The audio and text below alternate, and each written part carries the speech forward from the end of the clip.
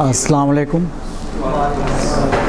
बिस्मिल्लाहिर्रहमानिर्रहीम। मैं अपने प्रेजेंटेशन का आगाज़ एक हदीस से करूँगा। उसका मफ़हूम ये है कि हम में सबसे बेहतर वो है, तुम लोगों में सबसे बेहतर वो है जो कुरान सीखे और दूसरों को सिखाए। इस हदीस को यहाँ पे बयान करने का मकसद ये है कि जो हमारी इस प्रेजेंटेशन का टॉपिक है how to use booklet in field, हम जब इसे ख़ुद सीख सकेंगे तो फिर ही हम दूसरों को सिखाएंगे। मतलब जो हमें तालीमात जब मिलती हैं उसका मकसद यही होता है कि कोई भी चीज़ दीन के अंदर ऐसी नहीं है कि जिसका कोई मकसद ना हो। इस हदीस के अंदर भी पहले हमें पोर्शन में बताया गया कि पहले आपने ख़ुद स्टडी करना है, उसके बाद ही आप दूसरों को ना उसके बारे में स्टडी करवा सकते हैं। तो हम आगे देखते हैं बाकी हम मज़ीद इसमें क्या डिस्कशन करेंगे। इस प्रेजेंटेशन के अंदर जो हमारे मेन जो डिस्कशन के टॉपिक्स हैं ना वो ये इम्पोर्टेंस ऑफ बायोसिक्योरिटी है, रूट्स ऑफ डिजीज़ स्प्रेड है, इसके अलावा introduction two levels of biosecurity है, और इसके साथ हमारी जो DMG की बायोसिक्योरिटी बुकलेट है। तो इसके बारे में हमारा है कि टॉपिक के बायोसिक्योरिटी की इम्पोर्टेंस क्या है। उसके बाद हम इसमें डिस्कस करेंगे कि डिज़ीज़ किन रूट से जो सी है वो एक शेड में या एक एरिया में फैल सकती है। उसके अलावा हमारा जो बायोसिक्योरिटी के लेवल्स हैं उसके बारे में, और इन दी एंड हम डिस्कस करेंगे कि हम DMG की बायोसिक्योरिटी बुकलेट को कैसे इस्तेमाल कर सकते हैं। तो हम सबसे पहले देखेंगे जो इश्यूज़ क्या हैं जिसकी वजह से बायोसिक्योरिटी ज़रूरी है।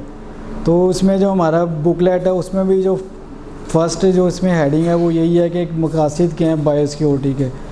तो जिन हज़रात ने इस बुकलेट को थोड़ा बहुत स्टडी किया है तो कोई मुझे बताना चाहेगा कि क्या उसके मकासद हैं। वैसे तो डॉक्टर सदाम साहब ने कल पूछा था तो अक्सर ने नहीं स्टडी किया हुआ, तो उम्मीद है उन्होंने आज भी नहीं किया हुआ होगा। तो हम ये चाहते हैं कि हम इससे ज़रा ये लाउडली पढ़ा लें, जो मकासद है कोई बंदा जिसकी जो अच्छी है वो ज़रा इसको रीड करते हैं। कौन रीड करेगा? बायोसिक्योरिटी के मकासद लेकिन पेज नंबर भी बता दें किस पेज पे है। पेज नंबर 4 है। नहीं, ये पेज नंबर 1 पे आप पढ़े ना, फार्म बायोसिक्योरिटी पिछले 20 सालों का। स्टार्ट से पिछले 20 सालों में 40 सनद में बेपनाह इजाफा हुआ है। ये मैं समझता हूँ हमें मुकासद पे डॉक्टर साहब क्या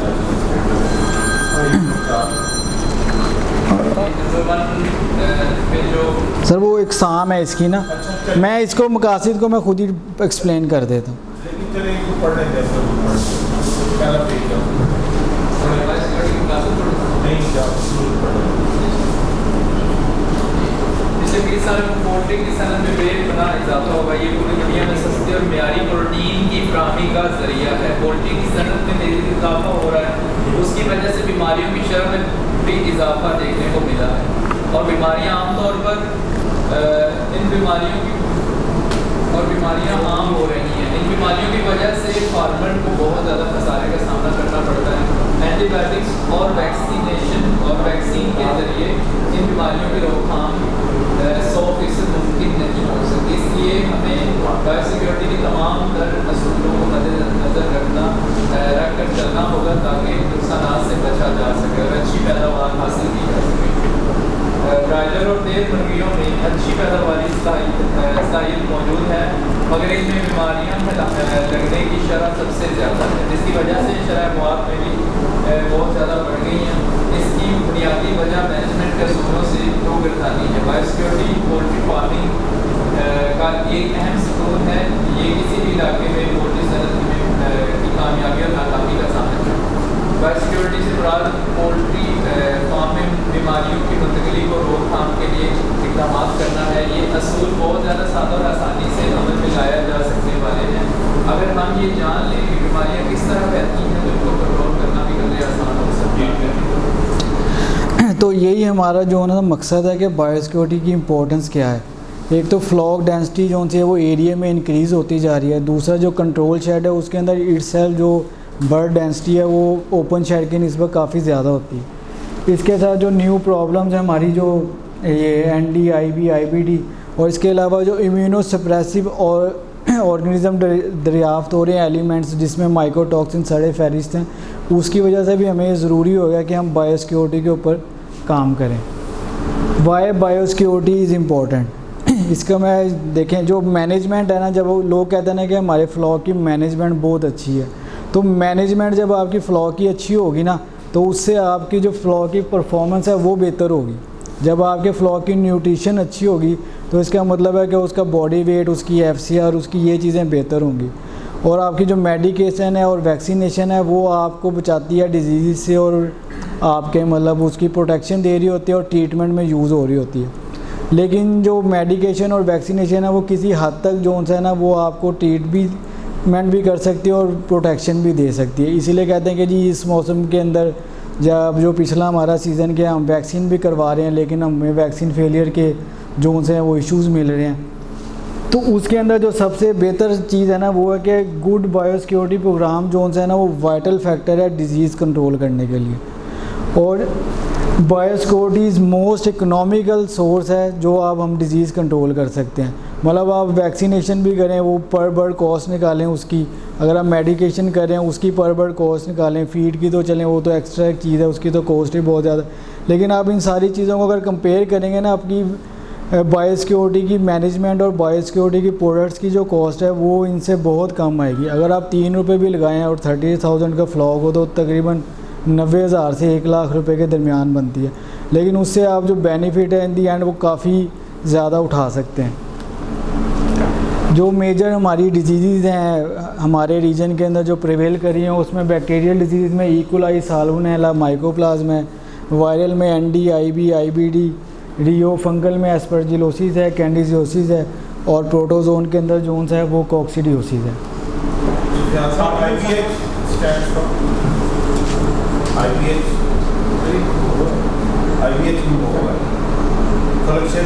IBH क्या है?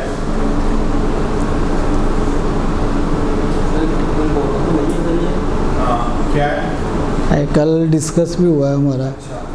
और इधर कौन सा करते हैं? Discussion of what of IBH stands for?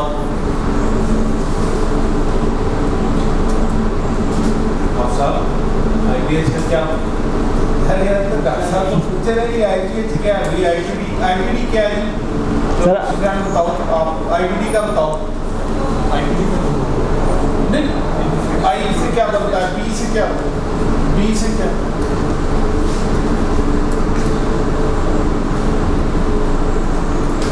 हाँ जी काशी साहब, ये काशी साहब क्या बनता है? चलो IB से क्या बनता है?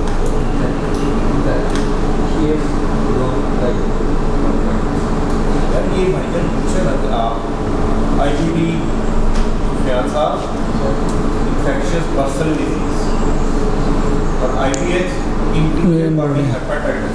आए कल हमारा जिक्र हुआ था एडिनो वायरस, ये एडिनो वायरस इसको काज करती है। यार ये मुखफ़फ़ जो है ये इनका पता होना चाहिए। बिल्कुल एंडी न्यूकासल है। ये रियो है, ये बेसिकली जो सी ना ब्रीडर की डिजीज़ है। इसके अंदर आपका जो है आपका जो मतलब जॉइंट्स हैं वो अफेक्ट होते हैं। क्यों जी सुफियान साहब IBH अब क्या है?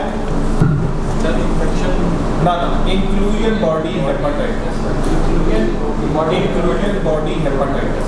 तो ये सब क्या है? Inclusion body hepatitis. और IBD क्या है? Infectious bursal disease. ज़ियाउल्लाह आप दो राय इधर IBD और IBH। IBD infection bursal disease और IBH inclusion body hepatitis. Inclusion body hepatitis. ये साहब काशिफ साहब IBH आप दो राय क्या है? इंक्लूजन बॉडी हेपेटाइटिस और IBD इन्फेक्शियस बर्सल। चलिए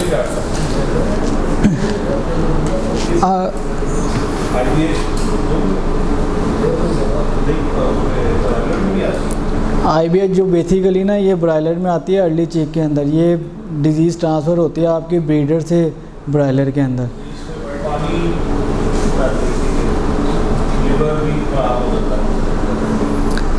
इसमें सर अगर हम पॉसिबल रूट्स ऑफ एडमिनिस्ट्रेशन देखें ना डिजीज़ के, तो हमने साल्मोनेला की इसमें एग्जांपल लिया, तो आप देख सकते हैं कि किस किस रूट से जो साल्मोनेला है ना वो ट्रांसफ़र हो रहा है। वो इसमें लीटर है, हैचरी है, फीड है, लाइव बर्ड है, डेड बर्ड, पोल्ट्री बर्ड्स है, ह्यूमंस, वाइल्ड लाइफ। इसके अंदर कुछ फैक्टर ये हैं जो इनफॉर्म फैक्टर्स हैं। उसके अंदर मतलब live bird to live bird है, लीटर है, और आपका जो उनसा वाटर सिस्टम है और केस सिस्टम है। जो बाकी हमारे हैं जो एक्सटर्नल फैक्टर्स हैं उसके अंदर रोडेंट्स हैं, व्हीकल है, एयर है, वाइल्ड बर्ड्स हैं, लाइव स्टॉक हैं, ह्यूमंस हैं जो कि जिन्हें फॉर्म पे नहीं आना चाहिए वो मतलब फॉर्म पे आते हैं तो उससे डिजीज़ फैलने का ड्रॉपिंग जब बर्ड ड्रॉप जो वायरस और बैक्टीरिया है ना उसकी शेडिंग जो उनसे है वो आपकी जो बॉडी सिक्रीशन है उसी के अंदर रिलीज़ हो रही होती हैं। वो आपके फीसीज हैं, आपका सलाइवा है और जो भी मतलब बर्ड की जो सिक्रीशन हैं। ये जो जरासीम है बाहर आते हैं मीट के जरिए, ठीक है। डॉक्टर साहब के कहने का मकसद ये है कि ड्रॉपिंग जो है उसमें भी ये जरासीम होते हैं। वो बाहर शेडिंग का मतलब ये है कि वो बाहर आ रहे होते हैं, बाकी सिक्रीशन भी है जी। सलाइवा उनमें सलाइवा है, आपके आँखों से जो पानी बहता है, आंसू वगैरह हो गए, नेज़ल डिस्चार्ज है, ये सारी चीज़ें इसमें इंक्लूड है। तो हम अब डिस्कस करेंगे बायोसिक्योरिटी क्या है।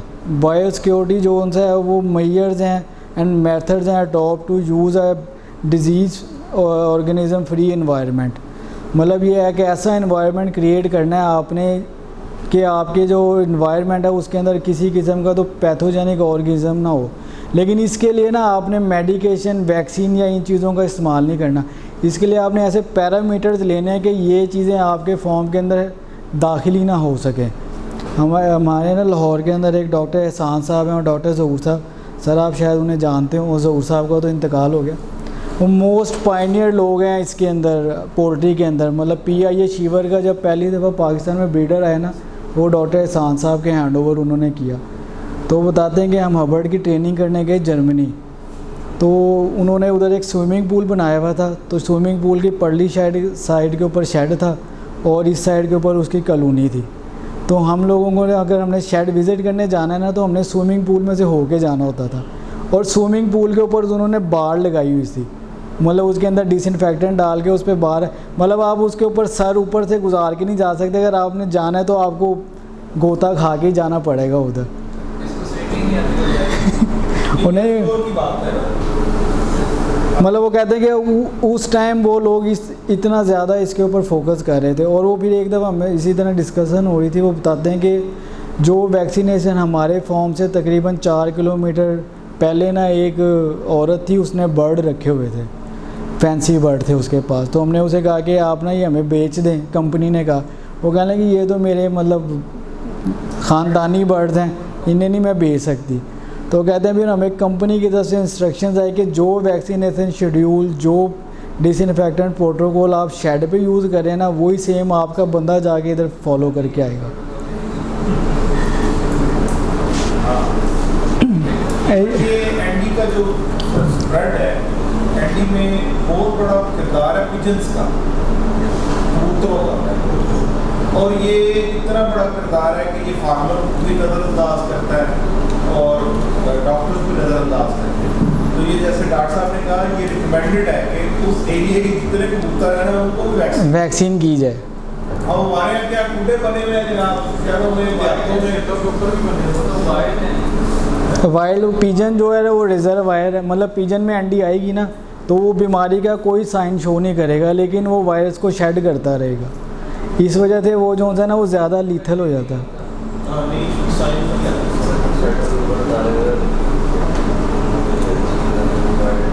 बैटरी का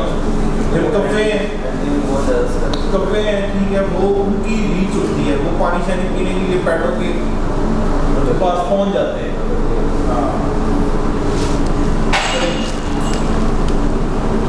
सही है। Method of production and profitability through disease control. मतलब इसमें आपने ऐसा एनवायरनमेंट क्रिएट कर देना कि आपको डिजीज़ आए ही ना। मे बी इधर किसी ने ना सुना हो, एक जो हम, क्योंकि मैं वैक्सीन के हम कंपनी में काम करते रहे हैं, तो जो वैक्सीन की प्रोडक्शन हो रही होती है ना जब, तो उन जो कंपनीज रिसर्च कर रही होती हैं उनके पास SPF फ्लॉक्स होते हैं। वो होता है कि स्पेसिफिक पैथोजन फ्री फ्लॉक्स, मतलब उसके अंदर कोई ख़ास किस्म का जो पैथोजन है वो नहीं होगा।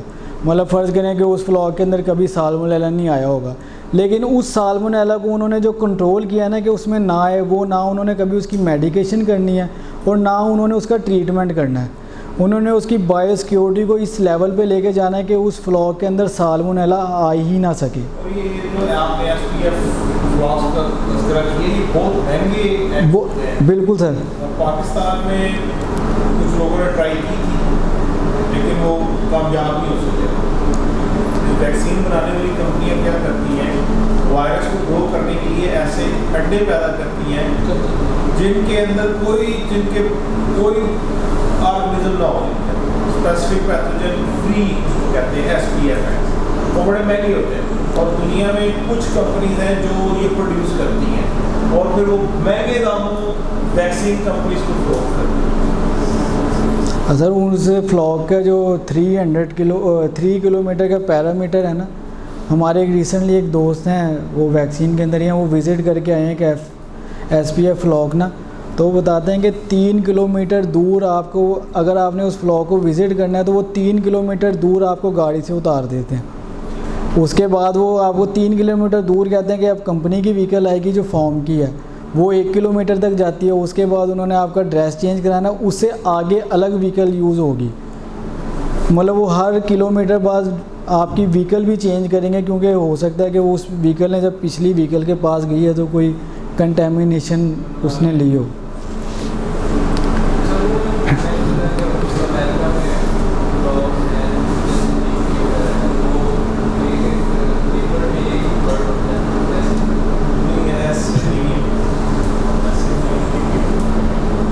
लेकिन एसपीएफ के लिए बाकायदा जो है ना वो फॉर्मिंग है और बड़े स्ट्रिक्ट मैयत है, ऐसा नहीं है कि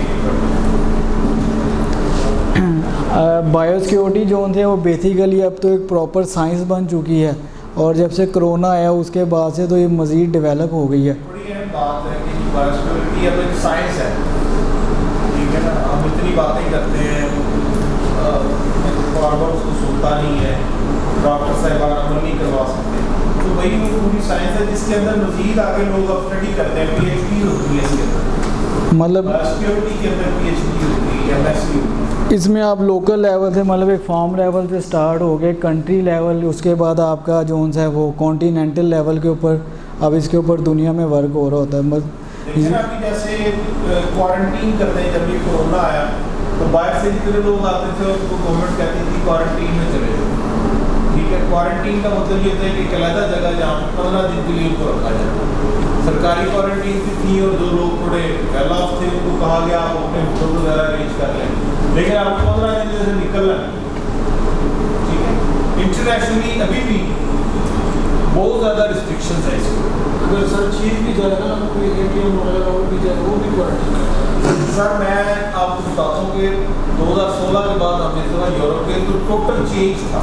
हम अपनी जेबों में यूरोज भर के ले गए, जब उधर गए उन्होंने कहा यहाँ पे जनाब कैश नहीं चलेगा, कार्ड से पूछा ये क्यों होगा भाई, ये जो करेंसी नोट्स हैं this are source of infection. हाँ जी, आप स्टोर पे चले जाए कोई पता नहीं है, मशीनें लगी हुई हैं, आपने चीज़ खरीदे जनाब उधर कार्ड को स्कैन करें छुट्टी। ट्रेन का टिकट लेना है, ठीक है, कोई जनाब उधर आप कैश कुछ नहीं है, कार्ड स्कैन करें टिकट ले और जाए। तो हम जब उधर उतरे तो हमें शुरू में ट्रेन का टिकट लेने के लिए मसला था, मैं सदाम साहब थे और कार्ड हमारे चल नहीं दे रहे, क्योंकि हमने उनको इंटरनेशनली एक्टिवेट नहीं था किया हुआ, पैसे हमारे पास थे, आप खड़े हो, ठीक है। उन्होंने सारी चीज़ों को कैशलेस कर दिया और टेक्नोलॉजी को फ़रोग दिया है, ऐप्स बना दिए हैं, ठीक है। खाने पीने की चीज़ें आपको ऑनलाइन डिलीवर हो जाएंगी, हर चीज़ आपको ऑनलाइन मिल जाएगी। हाँ जी, लेबर खत्म हो, यानी टेक्नोलॉजी एडवांस हो गई है बहुत ज़्यादा। क्या आप घर बैठे इधर ही जनाब आप जो चाहे कर लेना, आप खाना मंगवाना चाहें, आप जनाब इक्विपमेंट मंगवाना चाहें, कपड़े मंगवाना चाहें, टिकट परचेज करना चाहें, ऑनलाइन है वो, या आप वहाँ पे बंदा कोई नहीं है।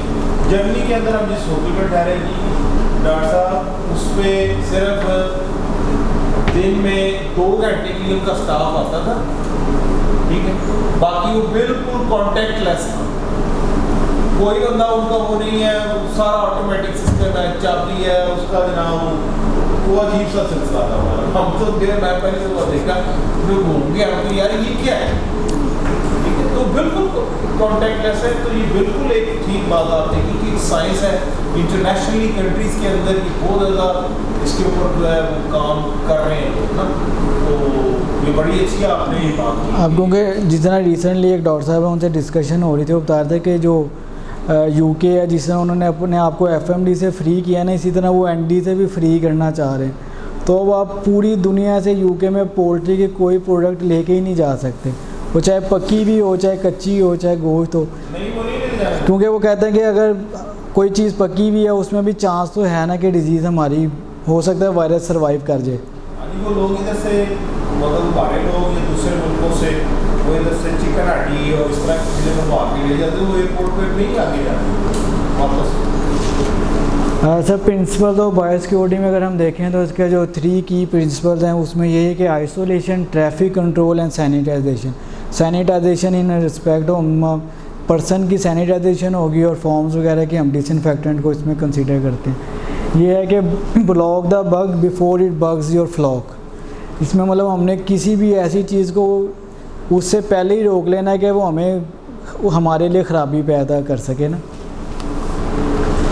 अब हम आते हैं लेवल ऑफ बायोसिक्योरिटी के ऊपर। इसमें जो सबसे पहले है वो कंसेप्चुअल बायोसिक्योरिटी है, उसके बाद structural and operational. Conceptual biosecurity में हम ना फॉर्म बनाने से पहले हम सोचते हैं कि हमने ये जो फॉर्म बनाना है इसकी लोकेशन क्या होगी, इसका रोड से डिस्टेंस क्या होगा, और इसका एक फॉर्म से दूसरे फॉर्म का क्या डिस्टेंस होना चाहिए, और उस जगह का एनवायरनमेंट कैसा है, उधर पानी वगैरह कैसा है, उसकी मतलब जो क्वालिटी है और सॉइल क्वालिटी है, इन सारी चीज़ें, इन पैरामीटर्स को हम देखते हैं। उसके बाद जो सेकंड है वो स्ट्रक्चरल बायोसिक्योरिटी है। स्ट्रक्चरल बायोसिक्योरिटी जो है वो है कि फॉर्म जो आपने बिल्ड किया है ना उसका डिज़ाइन क्या है, उसमें आपने फीड रूम को कैसे बिल्ड किया, उसकी बाउंड्री कैसे बनाई है, उसके अंदर फूड डिप और आपने व्हील डिप और ये सारी चीज़ें प्रॉपर्ली कंस्ट्रक्ट की हैं कि नहीं की। और जो थर्ड है ऑपरेशनल बायोसिक्योरिटी, मतलब वो ऑपरेशनल बायोसिक्योरिटी जो है वो कंटिन्यूस प्रोसेस है, और ये टाइम के साथ साथ आप अपने फॉर्म के ऊपर इसमें रद्दोबदल करते रहते हैं कि मतलब कोई नई चीज़ आई है आप उसको अडॉप्ट कर लेते हैं, कोई पुरानी चीज़ आप उसको छोड़ सकते हैं। हमारा जो इधर बेसिक कंसर्न होगा ना वो ऑपरेशनल बायोसिक्योरिटी से होगा। हमारी तो डॉक्टर साहब ये हमारे बुकलेट में कहीं लिखी हुई है ये बातें? बिल्कुल सर, ये हमारे बुकलेट में है, और मेरे ख्याल में जिन दोस्तों ने बुकलेट पढ़ी होगी उन्हें आइडिया होगा ये कौन से पेज पे हैं। तो पेज नंबर 4 से स्टार्ट हो रही है, 4, 5, 6।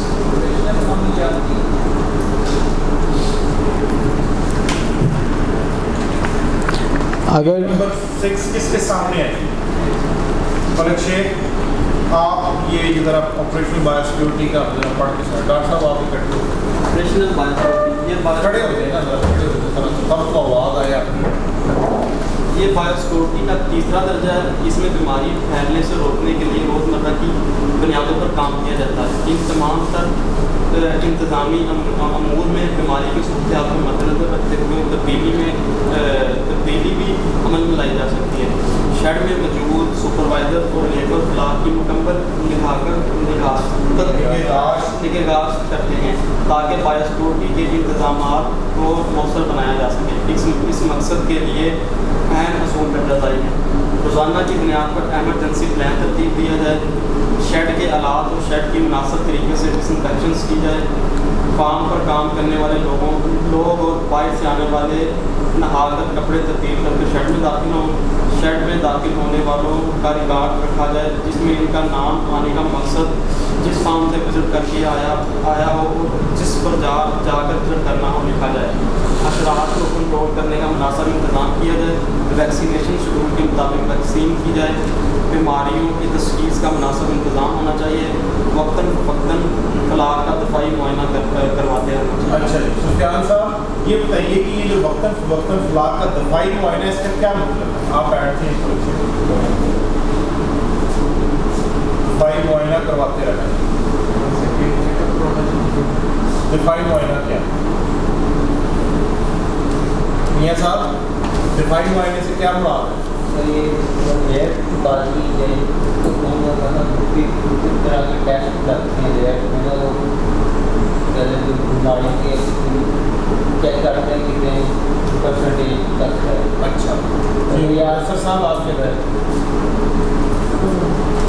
ठीक है डॉक्टर वगैरह सारी मायना ये अगर मैं इंग्लिश में लिखा होता ना ये इम्यूनिटी लेवल इम्यूनिटी के लेवल को चेक करवाते रहना चाहिए। उसमें ये कि जो आप वैक्सीन की होती है ना स्पेशली उसकी टाइटल्स चेक करो।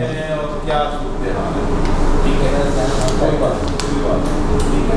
और इस पे आप देखें कि अशरात कहते हैं कीड़े मकोड़ों को, अशरात कहते हैं कीड़े मकोड़ों को, ठीक है। और भी पूछो आप और क्या। अब इसमें देखो 8 पॉइंट लिखे हैं, 8 पॉइंट में यार कोई ऐसी बात इसमें लिखा हो तो वायरस सुपर इस्तेमाल करो, नहीं लिखा होगा तो ये सारी फार्मर के भले की बात है ना। इसमें कोई एक बात जिसको वो अडॉप्ट करे और उसका नुकसान हो जाता है। इसरार साहब कोई एक ऐसी बात कि वैक्सीनेशन शेड्यूल के मुताबिक वैक्सीन की जाए, ये उसके फायदे के लिए है, बिल्कुल फ़ायदे के लिए। ठीक है। फार्म पर काम करने वाले लोग और बाहर से आने वाले नहाकर कपड़े तब्दील करके शेड में दाखिल हो, ठीक है, ये उसके फायदे की बात है। शेड के हालात और शेड की मुनासिब तरीके से डिसइंफेक्शन की जाए, ठीक है। अच्छा जी, रोजाना की बुनियाद पर एमरजेंसी प्लान तरतीब दिया जाए। बताएंगी कौन बताएगा? मुदस्सर साहब ये रोजाना की बुनियाद पर एमरजेंसी प्लान क्या होगा, ये क्या होगा? ये देखा जाए कि किसानों की बेहतर सुगमता वगैरह की बाकी बहुत लेकिन आप तक पूरा अपने प्लान पूरा करना है, किस तरह की डिसइंफेक्शन क्यों जी ज़ियाउल्लाह साहब रोजाना की बुनियाद पर एमरजेंसी प्लान क्या होगा?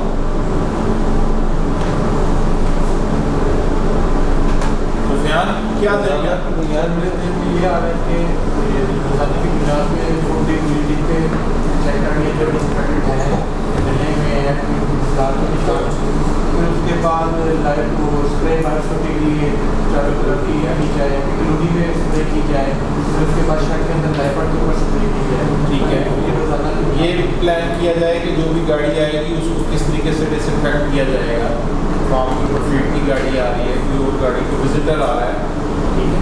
तो ये रोजाना की बुनियाद पर एमरजेंसी प्लान। जी सर, मैं एक बात ऐड करना चाहूँगा कि फर्ज करें डॉक्टर ने विजिट करना है तो फार्मर को पता है कि आज इसमें आना है, वो वहाँ पे नहीं है तो वो अपने सुपरवाइजर की ड्यूटी लाएगी।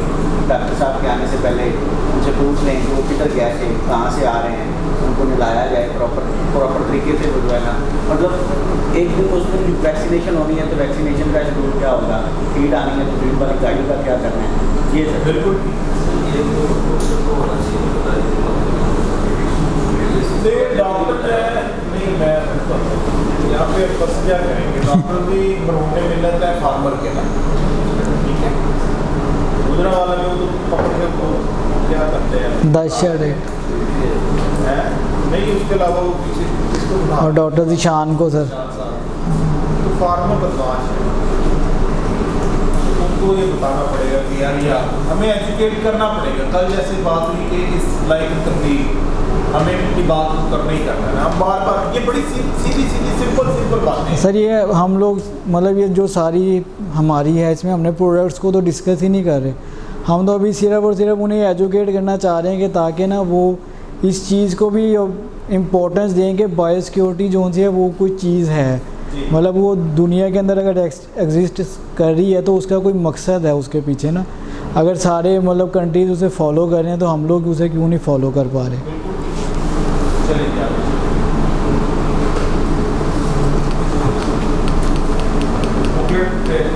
थोड़ा सा डॉक्टर साहब बुकलेट जो है उसको थोड़ा सा पढ़ते हैं। सर ये इसमें ऑपरेशन बायोसिक्योरिटी के अंदर जो सा है मतलब आपका चूज़ा आने के बाद से आपकी फीड लाइंस को आपका जो स्टाफ है उसकी सैनिटाइजेशन होनी चाहिए। वर्मस मतलब जो कीड़े मकोड़े रोडेंट्स हैं उनको आपने रोकना है।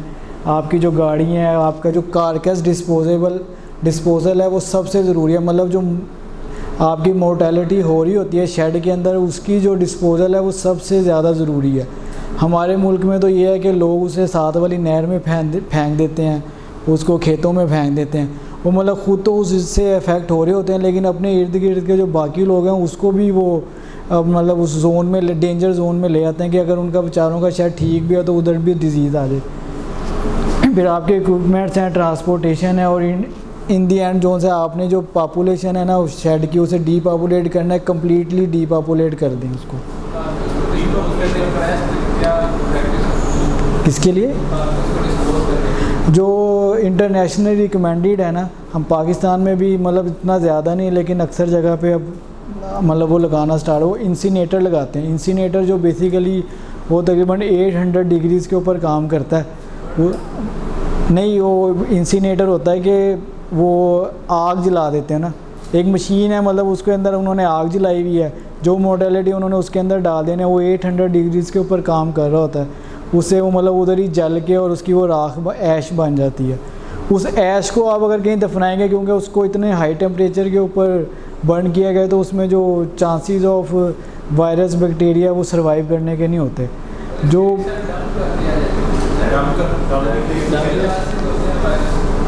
उसके ऊपर जो कहते हैं कि आप गहरा घड़ा होते हैं उसमें उसमें डालें, उसमें चूना ये रिकमेंड किया जाता है। वो उसको डिकम्पोज करता है ना।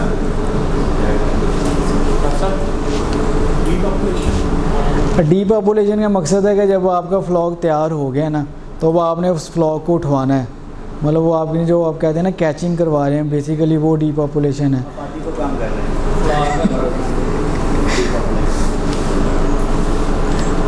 अगर हम अपने इसके लिटरेचर के हिसाब से और बुकलेट के हिसाब से बात करें, तो अब हमारा जो आगे मकसद है ना, बायोसिक्योरिटी के अंदर जो डिसइंफेक्शन है वो एक मेजर रोल प्ले कर रही होती है।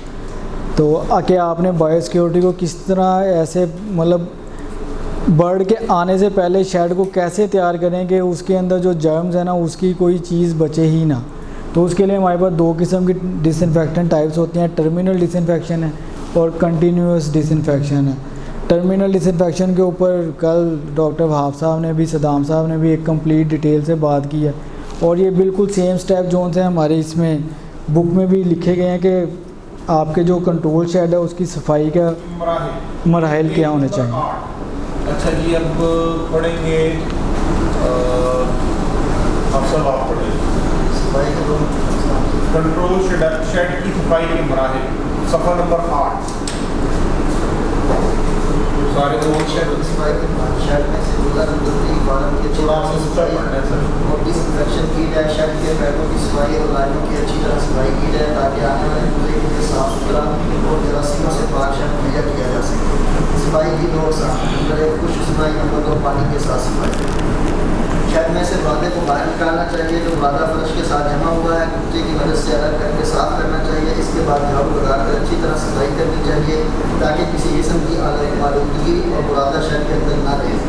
फिर पानी के जरिए प्रेशर के साथ पूरा शेड को अच्छी तरह धोना चाहिए। इस बात को यकीनी बनाना चाहिए कि किसी किस्म की कोई आलूदगी शेड के अंदर जमी हुई ना हो।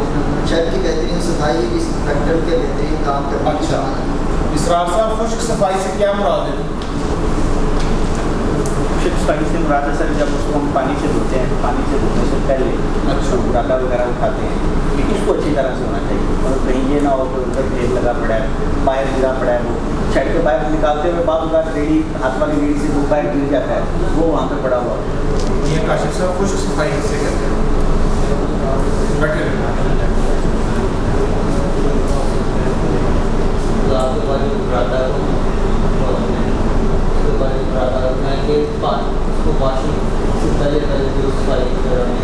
चूजा उठ गया, माल बिक गया, अब आपने जो उसका लिटर है उसको वहाँ से रिमूव करवाना है।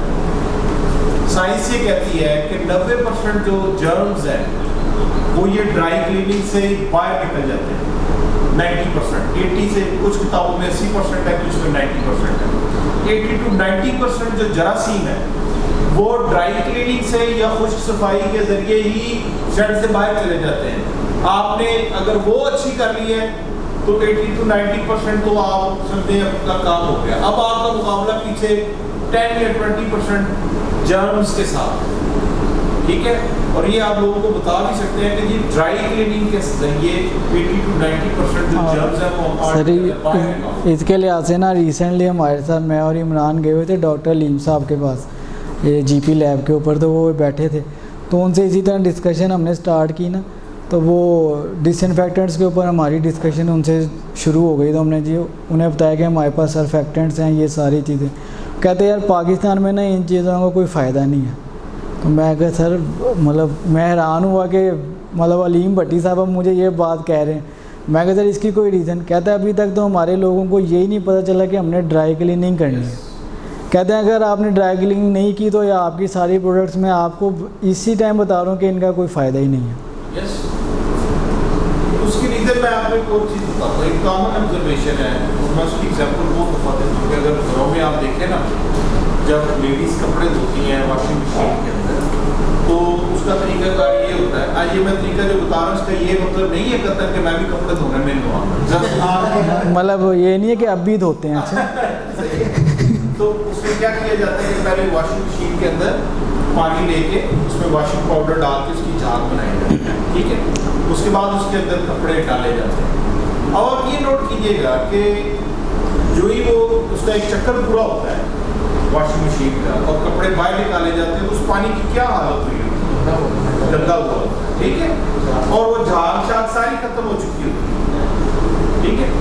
उसकी रीज़न ये है कि जितनी गंदी कोई चीज़ होगी उतना ही वो जल्दी किसी भी डिसइंफेक्टेंट को जो है ना उसकी एफिकेसी को लूज कर देगी, ख़त्म कर देगी। जितना ऑर्गेनिक मैटर ज़्यादा होगा उसके ऊपर आप सोना भी छिड़के वो उसको ख़त्म कर देंगे, उसकी एफिकेसी ख़त्म हो जाएगी, ठीक है।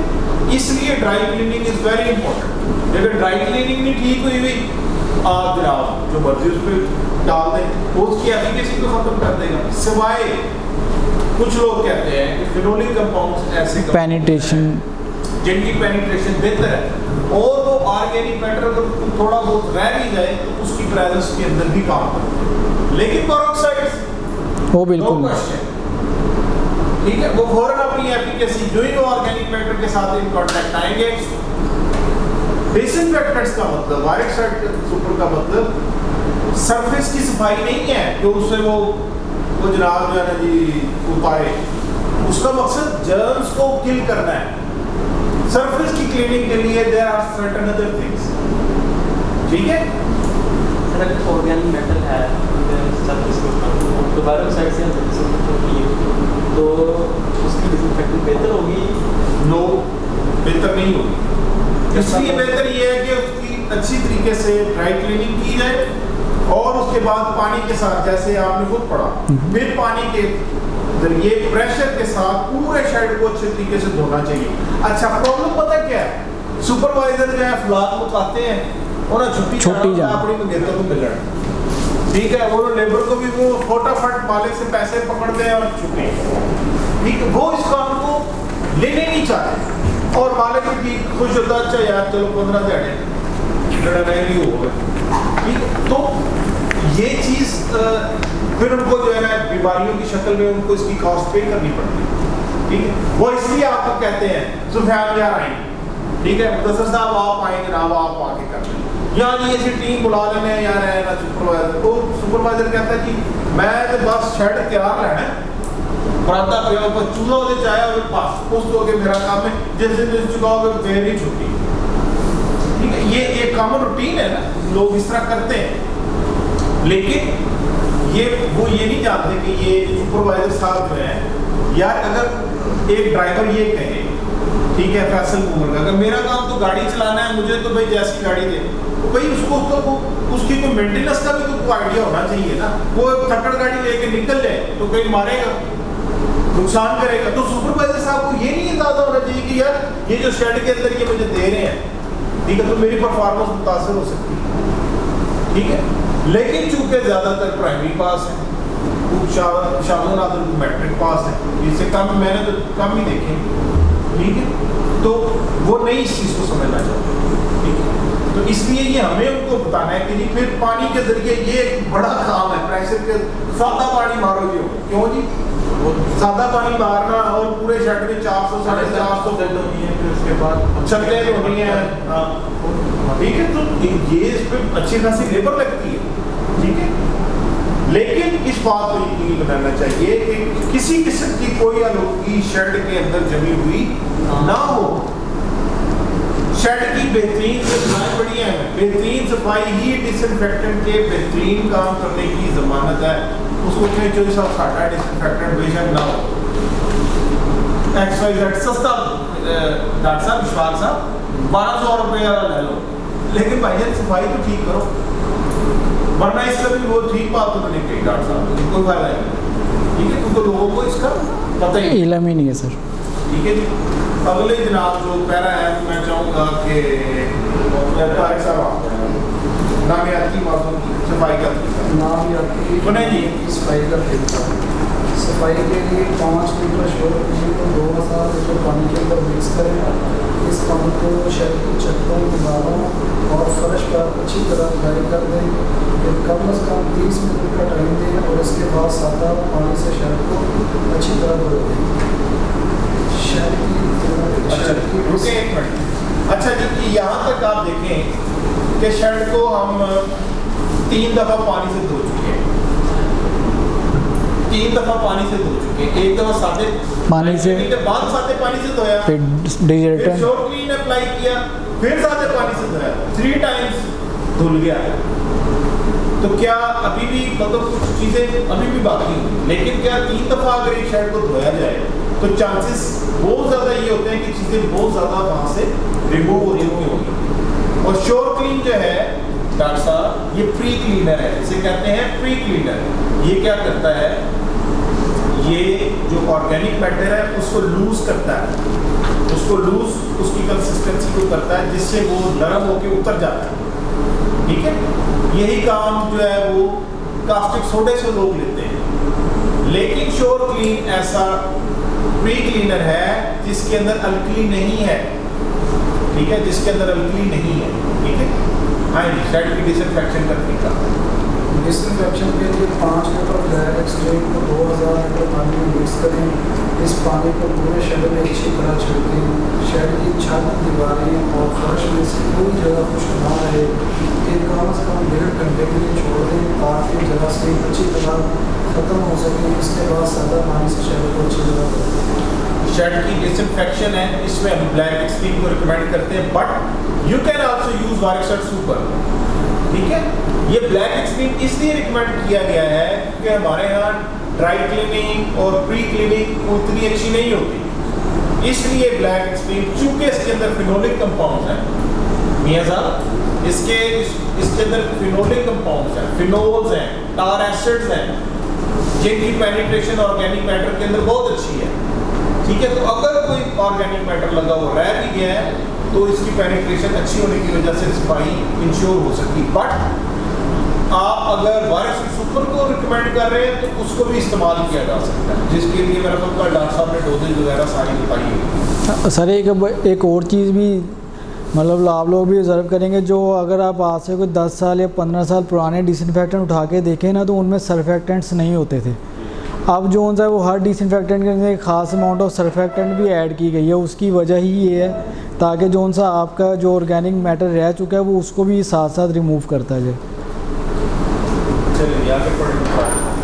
पानी की लाइनों की सफाई का तरीका, शेड में मौजूद पानी की लाइनों की सफाई के लिए हाइड्रोक्सिन का इस्तेमाल करें। 2.5 लीटर हाइड्रोक्सिन को 300 लीटर पानी में मिक्स करें। पानी की लाइनों के बहाव बंद करके ज़मीन से 1 फीट फोटो बनाएं और हाइड्रोक्सिन वाले पानी को लाइनों के अंदर खड़ा कर दें। 10 से 12 घंटे के बाद इस पानी को लाइनों से निकाल दें और सादा पानी से एक बार साफ कर दें। ऐसा करने से पानी की लाइनों में अच्छी तरह उतर जाएगी और फिल्टर को साफ सुथरा पानी मिल सकेगा।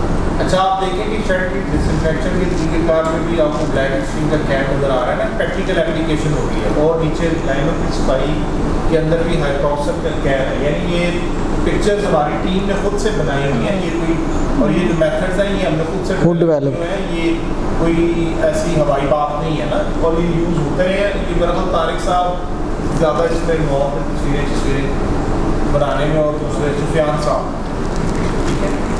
अच्छा, अब आगे पेज नंबर 11 पे डॉक्टर साहब अब आप यहाँ से पढ़ें। उनके लिए हमारे पास प्रोडक्ट नहीं है। लोग पूछते हैं उसके लिए आप क्या प्रोडक्ट, उसके लिए लोग कहते हैं नहीं नीला तोहफा ले लें, ठीक है, उसको जनाब गुजारें, लेकिन that is not expected by no देखें बट बिकॉज ऑब्वियस है ना इनर साइड पे अगर आप पानी डालेंगे तो आपको नहीं पता कि अंदर फील्ड में कितने रेसिड्यूज, ठीक है, तो इसलिए हम नहीं रिकमेंड कर, हाँ रिकमेंड से मेरी मुराद ये कि हमारे पास कोई ऐसा प्रोडक्ट नहीं है जो उधर रिकमेंड कर सकें, होनी चाहिए, लेकिन लोग क्या करते हैं, लोग नीले तोते से कॉपर सल्फेट या कोई इस तरह की 2-4 और चीज़ें हैं, सिरका शिरका गुलाम लू के वो क्या करते हैं, बराता लेते हैं सादा, ठीक है, उसके अंदर जनाब नीला तोहफा मिला लेते हैं, सिरका डाल लेते हैं, वो इस तरह देसी तरीका है, उसको एक दफ़ा उसमें से गुजारते हैं, वो एक देसी मेथड है, ठीक है, उससे ये होता है कि जितनी फील्ड एक्स्ट्रा लगी है वो तो निकल जाती है, किसी हद तक हो सकता है जरासीम भी खत्म हो जाते हैं, मैं ये नहीं कहता नहीं होती, लेकिन यू आर नॉट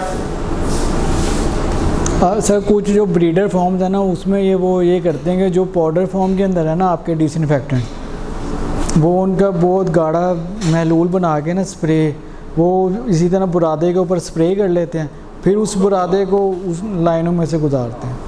ये लोग करते हैं साफ करने की अहमियत ऊपरी का, ये पैटर्न की बात चले, मुर्गियों को साफ सुथरी हवा की फराहमी के लिए पैड का साफ होना इंतहाई ज़रूरी है।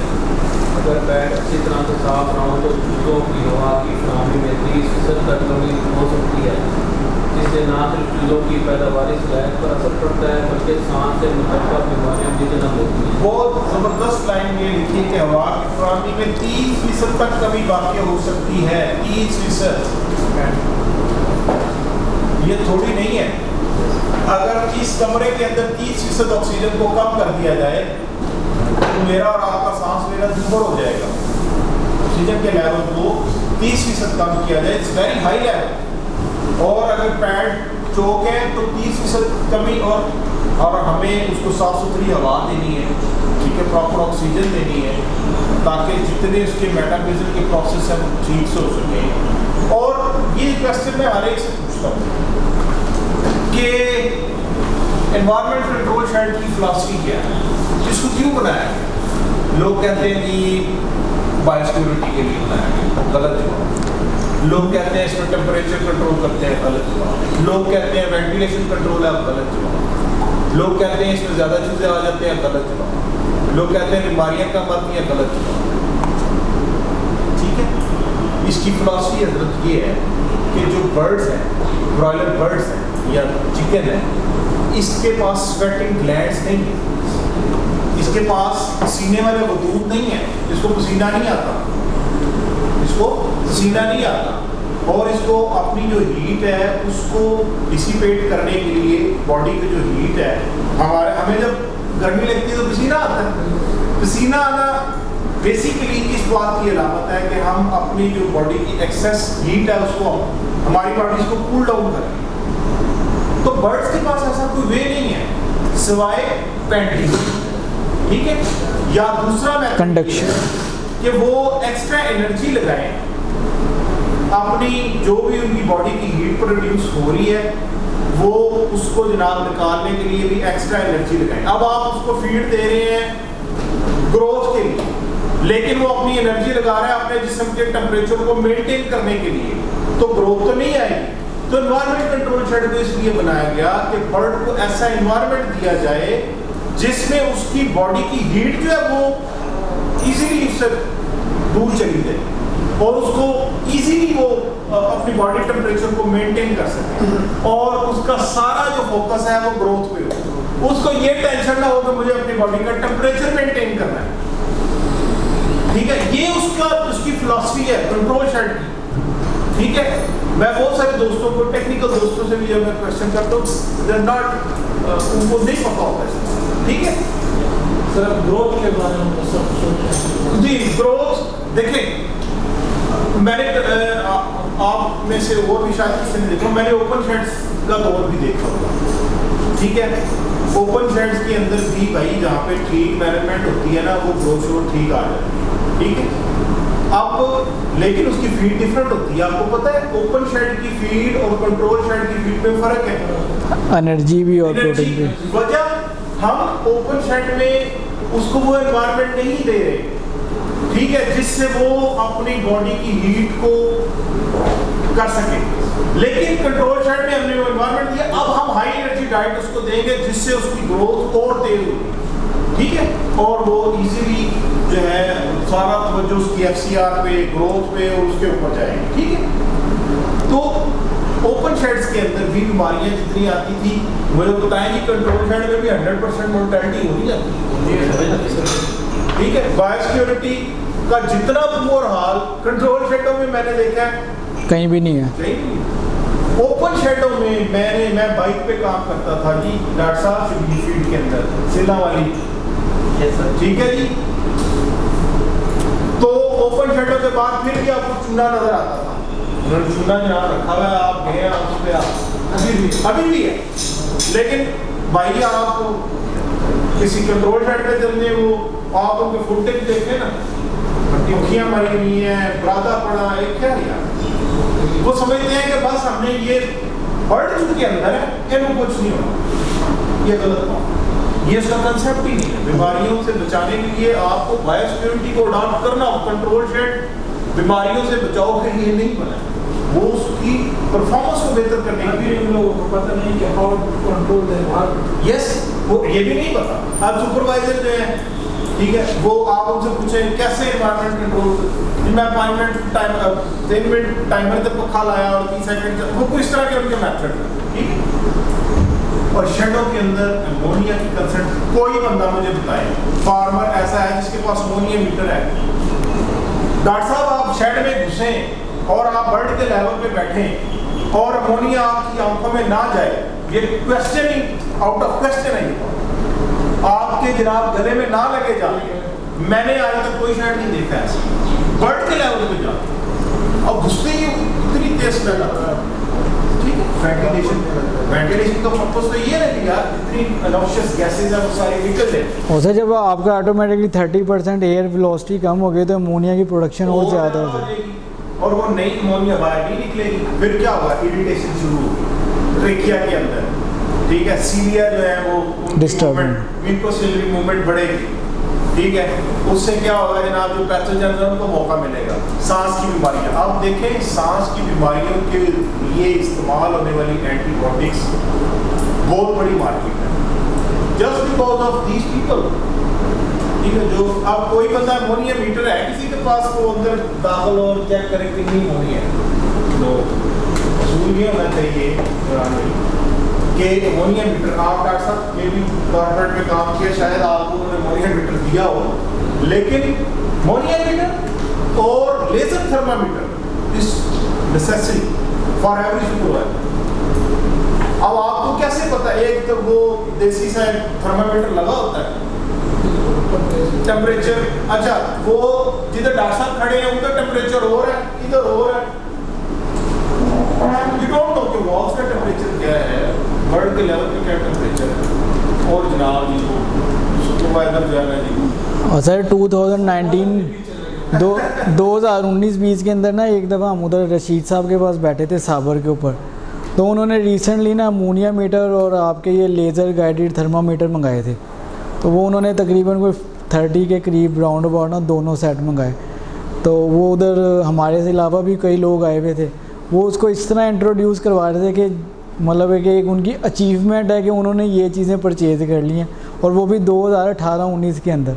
हालांकि वो जो फॉर्मिंग है वो मेरे ख्याल में पिछले 20 साल से कर रहे हैं। तो अब ये जब आप किसी, मैं तो कहता हूँ फार्मर को यार उसको चारों शाने चित कराना बहुत आसान काम है, ठीक है। आप पूछे ना आपकी शेड के अंदर अमोनिया कितनी कंसंट्रेट, कितना भी मास्टर है यार उससे पूछे, क्या आपको पता है टेम्परेचर एक कितना इक्वल है, लो अमोनिया कंसंट्रेशन का नहीं पता, कैसे जज कर सकते सुपरवाइजर जी, असली वो तो छड़े आए वो उनको करता यार रास्ता मार लेकिन, ठीक है। तो फार्मर को तो भाई कायल करना बहुत ईजी है डॉक्टर साहब, जितनी भी उसके जेन में मिथ्स हैं उसको तो टैकल करना बहुत आसान है, वो हर चीज़ क्योंकि इंटर रिलेटेड, ठीक है जी। तो ये 30% अगर हवा में कमी वाक़ हो, ठीक है, ऑक्सीजन में कमी वाक़ हो, तो फिर तो सवाल ही नहीं पैदा होता कि परफॉर्मेंस को आ सकता, ठीक है। और उसके लिए जो है वो आगे मेथड बताया गया, पैडों की लाइफ भी कम हो जाती है। और ऐसे फॉर्म है, हमने भी देखे होंगे, आपने भी देखे होंगे कि वो जनाब चली जा रहे हैं, ठीक है, पैड बिल्कुल चौक है, ठीक है, और पुराने शेड बने हुए नहीं चेंज करते, बिल्कुल ही नहीं करते। वो आगे से ज़्यादा चोट होते हैं ना, तो वो उसको उतार के ना तो आगे की तरफ काट देते हैं, मतलब 1-2 इंच काट के दोबारा ब्लेड से आरे से सर, वो मतलब 6 इंच का होता है ना पैड, उसको वो फिर 4 इंच का कर देते हैं। वो भी सर वो लास्ट टाइम मैं उगाड़ा में जब थिएटर पे गया ना तो वो जब पैड देखे तो मैंने कहा यार ये तो आपने बाद में भी कहना कि यार उनको तो फर्क नहीं पड़ा, तो ये तो वैसे ही चेंज होने वाले हैं। वो कहते हैं आप कर तो नहीं सकते, वो ब्रीडर था उनका, तो बस आप इसको ही करवाएं जैसे भी करवाएं। तो सर जब वो मेडिसिन सारी मिला के वो उसको अप्लाई करवाई ना, तो 4.5-5 डॉक्टर सारे सर आगे ना आपको इधर से हाथ लगा के चेक कर, हाँ पढ़ रहा है।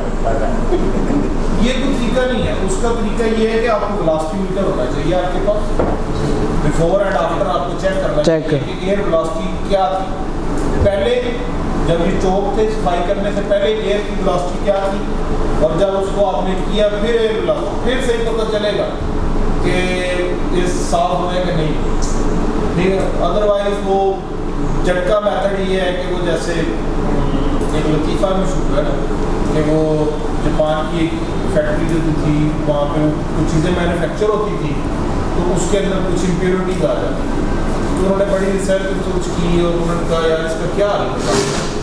उन्होंने बड़े पैसे कुशल लगा के मशीन ही बनाई, तो एक पाकिस्तानी था, उन्होंने कहा यार तुमने ऐसे इतने पैसे लगाए हैं, मैं इसका सस्ता इलाज होता था, मसलन वो कोई पेपर आ जाता था, ये शापर शुपर आ जाता था, उनका पक्का लाओ पेडिस्टल फैन जो इधर से गुजरेगा वो उड़ा देगा ना, ठीक है। तो दूसरा तरीका ये है कि आप वो एक लेके पेपर या शॉपर जो है उससे भी चेक कर सकते हैं, वो एक झटका मेथड है, वो कोई ऑथेंटिक मेथड नहीं है। अगर कोई पैकेट जिस तरह बिस्किट का पैकेट होता है ना, वो फैक्ट्री वो पैक करके बिस्किट आते तो एरर आ गया, तो उन्होंने बड़ी मशीनरी लगाई, पाकिस्तानी बंदा गया उसने फैन लगा दिया, जो खाली आता उनको बाहर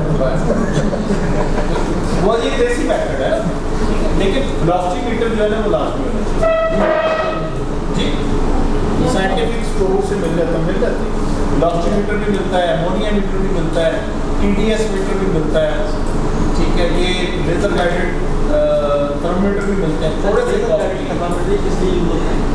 ये टेम्परेचर होता है कि ये आपको एग्जैक्ट जिस जगह पे आप बैठे हैं या उस दीवार का टेम्परेचर बता दे, छत का टेम्परेचर बता दे, ठीक है, जिधर नीचे बढ़ रहा है वहाँ का टेम्परेचर बता दे, वो एग्जैक्ट आपको टेम्परेचर बता दे। और वो पता नहीं कब के हैं, मानो उसको पढ़ा भी नहीं जाता है ऐसे। मैं कई दफ़ा गया हूँ मुझे साफ बड़ा महंगे यार, ये आप देखते भी नहीं, अल्लाह को तो चीज़ें चल रही होती है हमारे गवर्नमेंट कंट्रोल शायद से, खैर हो सकता है लोगों का तजर्बा मुख्तलिफ हो, मेरा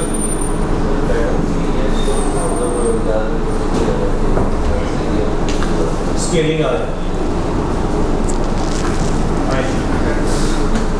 सर। मेरे ख्याल में आगे अशफाक भाई से पढ़वा लें। इशफाक साहब की तबीयत कुछ ख़राब है, इसलिए मैं अच्छा चलें फिर ठीक दे रहा हूँ उनको, आप पढ़ लें।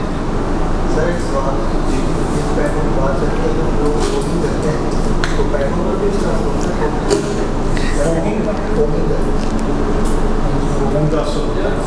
तक जाती है ना, फॉग का बेसिकली मकसद ही है कि वो फ्यूल्स हैं उनको कुदरों में उन्होंने जाना, ऐसी जगह जहाँ पर आप स्प्रे के जरिए नहीं पहुँच सकते तो फ्यूम्स पहुँच जाते हैं, उसका असर होता है। अगर आप लेकिन जो उसके अंदर नमकियात इकट्ठे हो गए हैं, ठीक है, क्योंकि पानी हमारे TDS निकल की बात है, तो नमकियात जो है ना वो तो नहीं निकले, नमकियात तो निकालने के लिए आपको कुछ चीज़ें केमिकल क्लीनिंग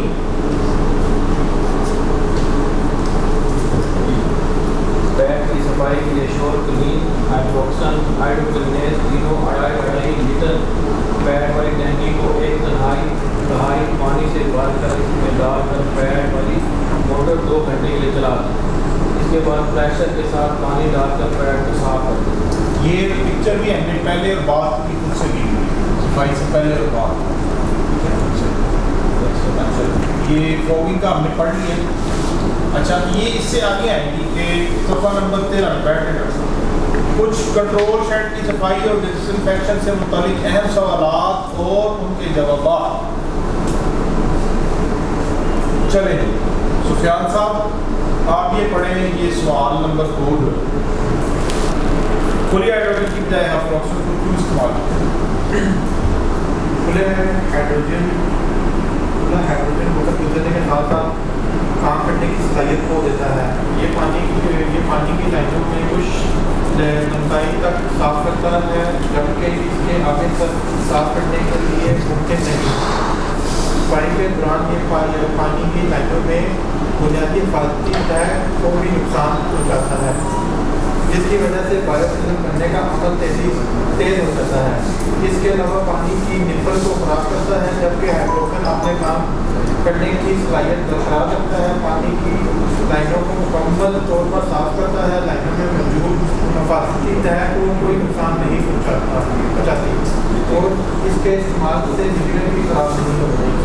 अच्छा, मलिक शेख साहब, आप पढ़ेंगे वॉशिंग टीम से सिर्फ खिदमात ली जाए, प्रोडक्ट्स अपनी ली जाए, क्यों?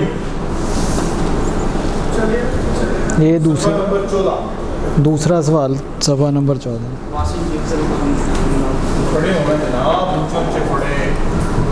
वाशिंग टीम वाले सफाई के दौरान जिन प्रोडक्ट्स का इस्तेमाल करते हैं वो कदीम तरीका है और इन प्रोडक्ट्स के काम करने की सलाहियतों को जांचने का कोई पैमाना नहीं है, ना ही इनमें कोई साबित शुदा मिक़दार में होती है जिस पर वो ठीक से काम करती है। एक शेड पर फार्मर की करोड़ों की लागत आती है। अगर सफाई और डिसइंफेक्शन के मामले में गफलत करती जाए तो बहुत ज़्यादा माली नुकसान बीमारी आने की सूरत में होता है। इसलिए बेहतरीन सफाई और डिसइंफेक्शन करवाना बेहद ज़रूरी है। इस मकसद के लिए अच्छी कंपनी की प्रोडक्ट्स जिनकी साबितशुदा मिक़दार जिस पर वो काम करेगी मालूम हो, वाशिंग टीम को देकर अपनी निगरानी में अच्छी तरह अप्लाई करवाई जाए, ताकि चंद हज़ार रुपये की बचत करने के चक्कर में करोड़ों का ब्लाक बीमारियों का शिकार ना हो। इसकी किसको समझ आएगी? इमरान साहब, आपकी सवाल नंबर 3 सफ़ा नंबर 13 पे एक सवाल इस्तेमाल खरीदना यानी फार्मर हाइड्रोक्सिल के काम करने की सलाहियत का मुशाहिदा कैसे कर सकता है? जवाब इसका ये है कि पानी की लाइनों की सफाई से पहले मुख्तलिफ जगहों से निपल्स की निशानदही कर ली जाए और इनमें से पानी बाहर आने की मिसाल को नोट किया जाए। इसके बाद हाइड्रोक्सिल के जरिए बताए गए तरीके के मुताबिक लाइनों की सफाई की जाए और उन्हीं नीतों में से उतने ही वक्त तक पानी निकलने की मुताबिक मुशाहिदा किया जाए। तजर्बे से फार्मर को अंदाज़ा लगाना बहुत आसान हो जाएगा कि हाइड्रोक्सिल के इस्तेमाल से पानी की लाइनों में जमी हुई बायोफिल्म किस हद तक हो सकती है। जी जनाब, इसरार साहब, इसका क्या मतलब है, समझाएं ज़रा। सर, इसको प्रैक्टिकली परफॉर्म करना है तो कैसे करेंगे, क्या समझ आइए? सर, मुख्तलिफ जगह से मतलब उसकी निशानदेही कर ली जाएगी। एक साइड की लंबाई होती है, एक इस कोने से ले, एक उस कोने से ले, एक दरमियान में से ले, उसमें से जो पानी निकल रहा है, तो जिस तरह हमारे पास था 3 गिलास थे, उसमें कितने ml पानी निकला है, तो दोबारा सिंपल हाइड्रोजन इस्तेमाल किए तो कितना निकला है और वो हाइड्रोक्सिल इस्तेमाल किए तो वो कितना निकला है। तो उसको कंपैरिजन करना खुद आसान हो जाएगा कि मैंने क्या किया, किसके इस्तेमाल से ज़्यादा पानी निकला और मेरे बर्ड को ज़्यादा पानी है और आसानी से जो उसका फ्लो है वो तीनों पे इक्वल है। ठीक है, अच्छा। अब जनाब कौन पढ़ेंगे? वॉलंटियरली कौन पढ़ेगा? मैं पढ़ता हूँ। काशिफ साहब पढ़ेंगे कि ड्रिंकिंग वाटर डिसइंफेक्शन क्या है और ये क्यों ज़रूरी है? क्या ये ऑर्गेनिक एसिड इसका लेवल बदल सकते हैं? ड्रिंकिंग वाटर डिसइंफेक्शन से बड़ा पानी में मौजूद हर तरह की बीमारी फैलाने वाले जरासीमों का खात्मा करना, ताकि वो पानी के जरिए परिंदों में मुंतकिल ना हो सके। इन तमाम जरासीमों का खात्मा ऑर्गेनिक एसिड के इस्तेमाल से मुमकिन हो सकता है, क्योंकि ऑर्गेनिक एसिड सिर्फ पानी की pH को कम करते हैं, जिसकी वजह से जंग एक बैक्टीरिया को खत्म हो सकती है। और वायरस से वो फंजाई वगैरह ड्रम होता है। अगर पानी की pH मुनासिब ना हो तो ऑर्गेनिक एसिड के काम करने की सलाहियत भी बहुत ज़्यादा मुतासर होती है, क्योंकि ये एक बार pH को कम करके अपनी सलाहियत खो देते हैं तो pH दोबारा अपनी असली हालत में आ जाती है, जिसकी वजह से जरासीमों का मुकम्मल खात्मा मुमकिन नहीं होता। वायरो ऑक्साइड सिंपल के इस्तेमाल से न सिर्फ हर तरह की बीमारी फैलाने वाले जरासीमों का खात्मा होता है, बल्कि ये पानी की pH को बरकरार रखता है और पानी में मौजूद अहमियत को पानी में बढ़ने नहीं देता। और इसके साथ साथ हर तरह के पानी में काम करने की बेहतरीन सलाहियत का काम इसके इस्तेमाल से की जाने वाली वाटर डिसइंफेक्शन पेड़ों के लिए बेहद फ़ायदेमंद साबित होगी और दीगर अद्वियात के इस्तेमाल में भी कमी दूर ना हो। इसके अलावा पानी में जरासीमों के रोकथाम के लिए हाइड्रोक्लोरिक और हाइड्रोक्सिन का भी इस्तेमाल बेहद मुफीद है। यानी ये दो प्रोडक्ट्स भी वाटर शर्ट सुपर के अलावा वाटर डिसइंफेक्शन के लिए इस्तेमाल की जा सकती है। ठीक है, तो हम फार्मर को बता सकते हैं कि फॉर एग्जांपल अगर उसके पास कोई बची हुई अप्रोक्सन है तो हम उसे कह सकते हैं कि जी ये इसको आप इस्तेमाल कर लें। एल्डोक्लीज कुछ पड़ी है तो उसको भी इस्तेमाल करवाया हाइड्रोजन है कोई 20 किलो का यूज़ करवा सकते हैं। उसकी डोजेज का बताइए। एक 20 जी बैठे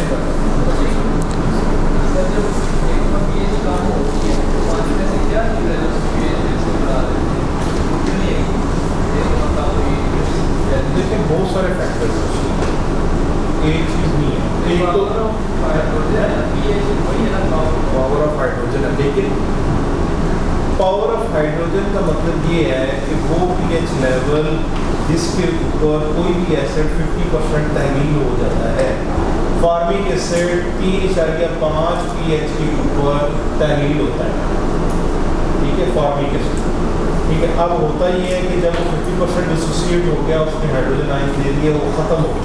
ठीक है, अब कुछ देर के बाद दोबारा से जो है वो हाइड्रोजन आयन जो है वो अपनी कैसे कहते हैं कि आपको मज़ीद उसमें फार्मिक एसिड ऐड करना पड़ेगा, क्योंकि अगर pH 3.5 नहीं होगी, ठीक है, तो वो फार्मिक एसिड वहाँ पे काम नहीं कर सकती।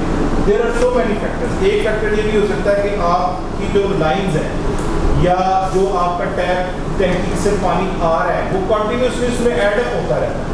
ठीक है, आप उसके अंदर ऑर्गेनिक एसिड चला रहे हैं, 3-4 घंटे चला है, उसके बाद मोटर से पानी फिर आ तो वो पानी तो उसकी जो अपनी pH है वो तो उसको न्यूट्रलाइज करता रहेगा, चाहे हाइड्रोजन आयन जितने मर्जी हो। फिर आपको एडिशनली उसकी pH को मेंटेन करने के लिए उसके अंदर चीज़ें डालनी सर जब मोटर से पानी निकलता है तो आगे सेम होती है दोबारा बताइए। पानी है जब भरते हैं तो कहीं तो जहाँ मोटर का बाहर लगा लेकिन टैंक से पानी ले आगे भी मोटर से पानी ले जगह से मांग नहीं होती डिफरेंट हो सकती है, हो सकती है, डिफरेंट हो सकती है, उतनी नहीं होगी लेकिन हो सकती है। अच्छा जी, पेज नंबर 15 पे आएंगी और डॉक्टर अब्दुल्ला साहब आप पढ़ें। सफाई और डिसइंफेक्शन में होने वाली आम गलतियाँ कौन सी हैं और उसका अजाला कैसे मुमकिन है? शिप की सफाई और डिसइंफेक्शन के दौरान बहुत सारी गलतियाँ सामने आती हैं जिनकी वजह से मकसद का हसूल बेहतर तरीके से नहीं हो सकता। उनमें से चंद गलतियाँ जैसे नंबर 1, शर्ट में से बाहर निकालने के बाद फर्श पर कास्टिक सोडा बिछाना। कास्टिक सोडा शर्ट के फर्श पर डाला जाता है तो उसकी कोई मिकदार हमें मालूम नहीं है कि कितनी मिकदार में ठीक काम करेगा। हर फॉर्म पर उसकी मुख्तलिफ मिकदार इस्तेमाल होती है। कोई एक बैग इस्तेमाल करते हैं और कोई 2 बैग शर्ट के फर्श पर उसका ठीक तरीके से इस्तेमाल मिलाव मुमकिन नहीं है। किसी जगह पर ज़्यादा मिकदार में पड़ा नज़र आता है और किसी जगह पर बिल्कुल भी मौजूद नहीं आता। इसके अलावा सिर्फ फर्श को ही इसके ज़रिए साफ करने को तरजीह दी जाती है। इसके रूल की और नांगर की माले वगैरह दीवार और छतों पर भी मौजूद होते हैं जिसका साफ और इसके अलावा कास्टिक सोडा फर्श को भी खराब करता है। इस मकसद के लिए ये इस्तेमाल की जाए क्योंकि उसकी एक सामशुदा इस्तेमाल की मकदार मालूम है और इसके ज़रिए आप मुनासिब तरीके से शिफ्ट दीवारें फर्श और दीगर आलात साफ करते हैं। ये नॉन आयोनिक यूजर से अलावा को जंग नहीं लगेगी। अच्छा, ये जो नीचे तस्वीर है जिसकी समझ आ रही है, ये कास्टिक सोडा स्प्रिंकल किया पैड, किस किस ने देखा है कि प्लास्टिक सोडा स्प्रिंकल होते हुए, और किस किस को पता है कि जी शेड के अंदर 1 तोड़ा या 2 तोड़े लगते हैं, ये सब इस्तेमाल करते हैं प्लास्टिक सोडा। उनको जाके हम ये पढ़ानी है, ये किताब पढ़ानी है हमने, ठीक है। और यहाँ पे एक बात का तस्करा नहीं हो सकता, प्लास्टिक सोडा जो है ये फर्श की लाइफ को भी कम करता है। अगर एक फर्श जो है उसमें 7 साल चलना है तो वो हो सकता है 50% अपनी लाइफ खो देते हैं, 50% ऑफ लाइफ जो है वो उसकी जाती रहती है प्लास्टिक सोडा की वजह से। लेकिन ये चीज़ें जो हैं ये मतलब फर्श की जो लाइफ है उसको इफेक्ट नहीं करती। सर इसमें ये ना केएनएंस के जी लेबर को भी नुकसान पहुँचाता है। पत्तोगी में केएनएंस के शेड हैं, वो पहले उन शेड्स के ऊपर कास्टिक सोडा वगैरह उन्होंने काफ़ी यूज़ किया हुआ है, मतलब और वो हैं भी थोड़े पुराने शेड, तो अब उनके पास ना माइट्स का और इन टिक्स का जो उनसा मसला ख़त्म ही नहीं होता, क्योंकि वो फर्श में जब दरारें पड़ जाती हैं ना तो ये माइट्स एंड टिक्स आप डिसइंफेक्टेंट कर दें, आप फर्श को धो दें, जो मर्ज़ी कर दें, इसने उन दरारों के अंदर जाके सर्वाइव कर जाना है, और जैसे ही उसे फेवरेबल कंडीशन मिलती है वो वापस आ जाती है। उससे वो भी जिन्हें बर्ड को स्किन की काफ़ी जो उनसे ना प्रॉब्लम्स क्रिएट होती हैं। जो पुराने शेड हैं जिनमें ये दरारें वगैरह ज़्यादा हैं उनमें ज़्यादा इशूज़ ये भी बनते हैं। अच्छा, अब हम इसके ऊपर आते हैं कि पेज नंबर 18 के ऊपर सवाल, ये जो 10वें नंबर पेज है कि दौरान फ्लॉग डिसइंफेक्शन को अहम ना समझना, इशफाक साहब आप पढ़ेंगे।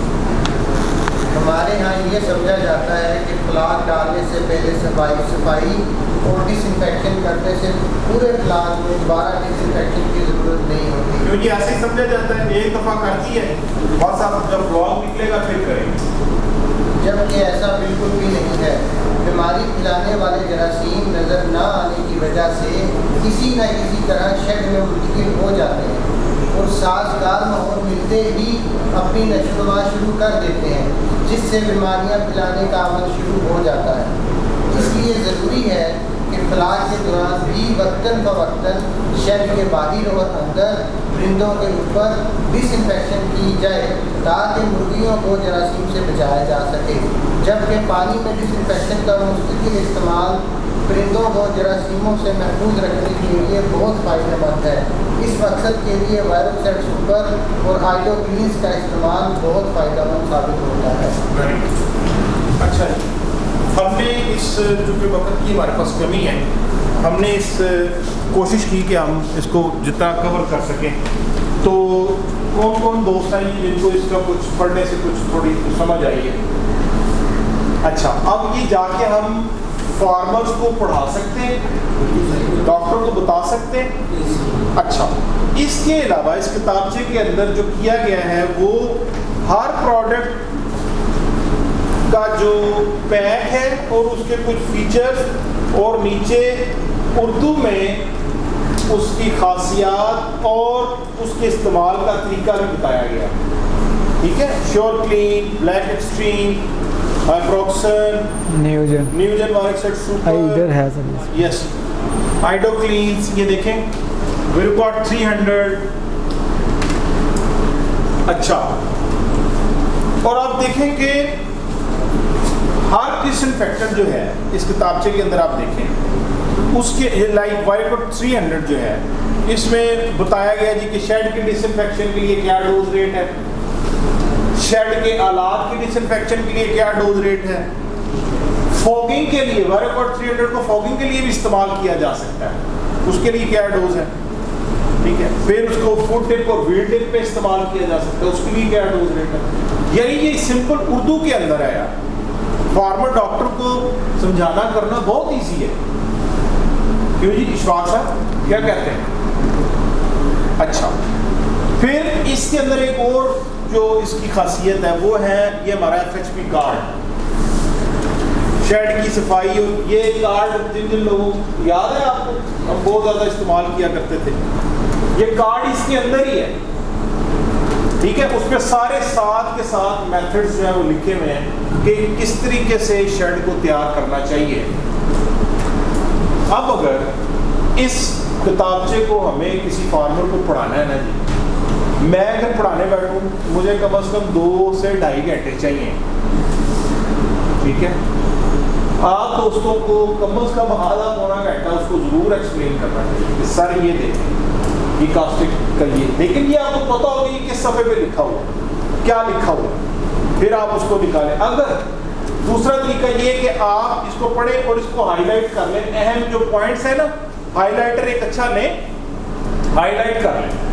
ठीक है, फार्मर के पास जाए तो क्या सर ये देखें ये अहम पॉइंट है। ठीक है, और ये बताएं सर ये कूलिंग पैड अगर साफ ना हुए तो 30% ऑक्सीजन में कमी वाकई, ये बताएं उसको। ठीक है, फिर इसी तरीके से आप ये फॉगिंग का उसको तरीका बताएं।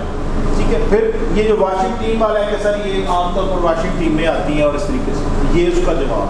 ठीक, और ये हाइड्रोक्सिल के काम करने की सलाहियत का मुशाहिदा कैसे किया जा सकता है, अहम पॉइंट्स को आप हाईलाइट कर लें डॉक्टर साहब। ठीक है, और लोगों को जाके ये बताएं। तो अभी कुछ चीज़ें डॉक्टर साहब आगे कुछ कंक्लूजन और उस पर भी आएंगे, जो वो हम देखते हैं कि क्या है, कंक्लूजन्स पे आएंगे, ज़रा आगे की तरफ चलें।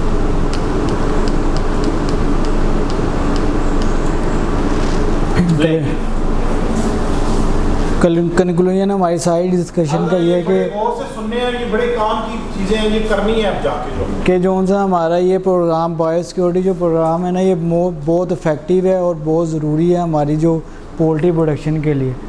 और उसके बाद ये है कि जो हमारा हर टीम मेंबर है वो थॉरोली इस बुक को स्टडी करेगा। इस बुक को भाई अच्छे से खुद से पढ़ें।